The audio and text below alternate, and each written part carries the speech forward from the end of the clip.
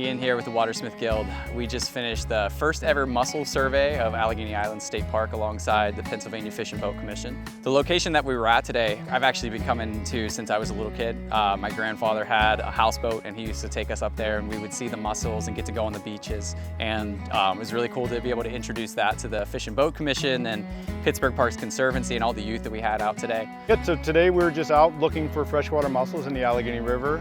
We're just trying to see what we could see there. Hopefully we could see a few species because this is a site we actually never looked at before. So when we were there, we got to see about 8 to 10 different species, including some that are state rare, which is really exciting.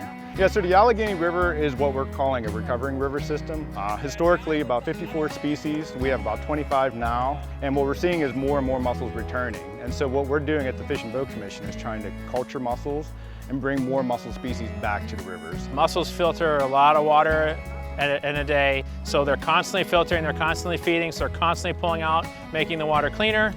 So if we have these out there just in general, we're able to take and make sure that the water is cleaner. So if we know that the water is dirty, we're going to have less mussel populations. So if we have less mussel populations, we know we got to change some of the water. So you deal with acid mine drainage or chemicals or other pollutants, fertilizers, anything like that is going to be into the water column, and that can cause problem with the mussels. So we want to make sure that we're able to keep our waters clean, and they're a good bioindicator. So if we have a lot of mussels everywhere, then we're going to have good clean water, and that's what we need because we need water to drink and do everything else on land with us. The more that we can learn from these surveys, the more helpful that is to us, so that down the road we know exactly what areas need restoration and species added to the population.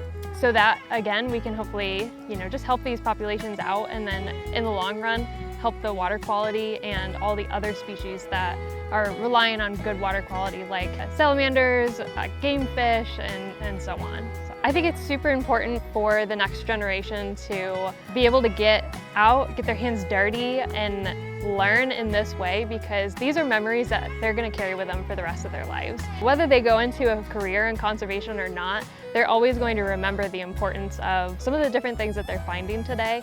Learning these things, they might be, sharing that with their kids someday or their grandkids, and just helping to pass that message of conservation along and keeping these systems intact and healthy. All the youth that we had from Pittsburgh Parks Conservancy, they were just amazing. The kids were more excited about the science than they were about paddleboarding, which is rare. It's just great to see it. I think we definitely have some future scientists in the works here. They're going to be doing some great conservation work in the future. And yeah, it's great to just be able to pave that pathway and hopefully inspire the next generation to care about these beautiful parks and beautiful waterways. To find out how you can help with our mission, visit watersmithguild.org.